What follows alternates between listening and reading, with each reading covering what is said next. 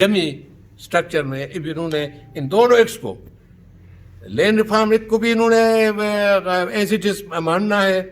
اور mines act بھی انہوں نے اسی طرح یہ ماننا ہے جس طرح ان کو دیا گیا ہے، جس میں عوام کے حقوق کی بات نہیں ہے۔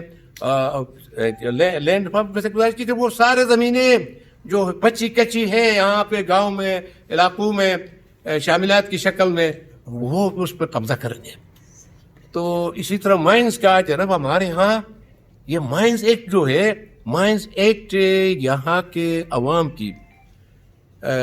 منشا اور اس سے فنڈامنٹل رائٹس کی اس لیے خلاف ہے کہ یہ جو زمینیں یہاں پہ یہ کوئی پاکستان کے صوبوں کی سچویشن یہاں پہ نہیں ہے۔ یہاں پہ ہر گاؤں کی اپنی حدود طے ہے،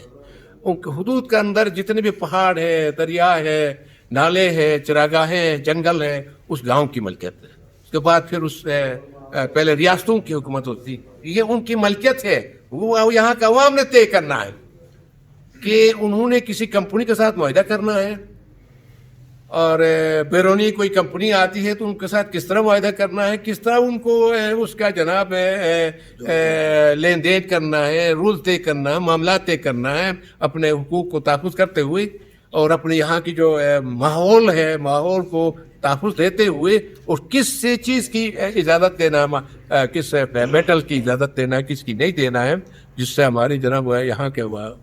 ماحول تباہ نہ ہو۔ تو یہ چیزیں یہاں کے عوام نے طے کرنا ہے، یہاں کے مقامی لوگوں نے طے کرنا ہے۔ وہ ایک اسمبلی کے ذریعے ہی ہو سکتا ہے، عوامی اسمبلی کے ذریعے۔ اس سے ڈکوسلا ربرٹ سسٹم اور اسمبلی کے ذریعے نہیں، جو سرکار نے ہم کو مسلط کیا ہوا ہے، غیر آئینی غیر جمہوری اسمبلی نے، یہ ان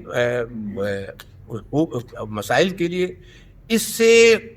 جو ایک گمبھیر صورتحال آج ہے گلگت بلتستان میں، اس گمبھیر صورتحال کا جو غیر یقینی صورتحال ہے، ہمارے نوجوانوں میں بے چینی ہے، ہمارے کاروباری طبقے میں نوجوانی، ہمارے مائنڈ سے ریلیٹڈ ہمارا جو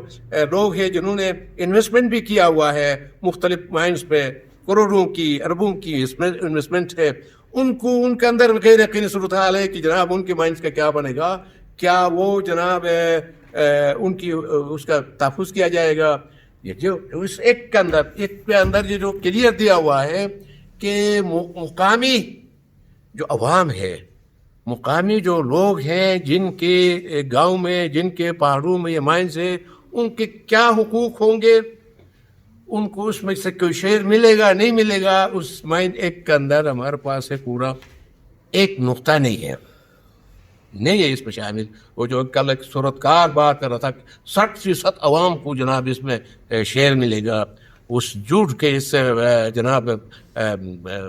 میں کیا کہوں، جھوٹا آدمی کا، اس سے وہ میں چیلنج کرتا ہوں، میں اس صورتکار کو نہیں، میں وزیر اعلیٰ کو اور گورنر کو، چیف سیکرٹری کو، وہ یہاں کے جو اصل حکمران ہیں ان کو میں چیلنج کرتا ہوں، آئے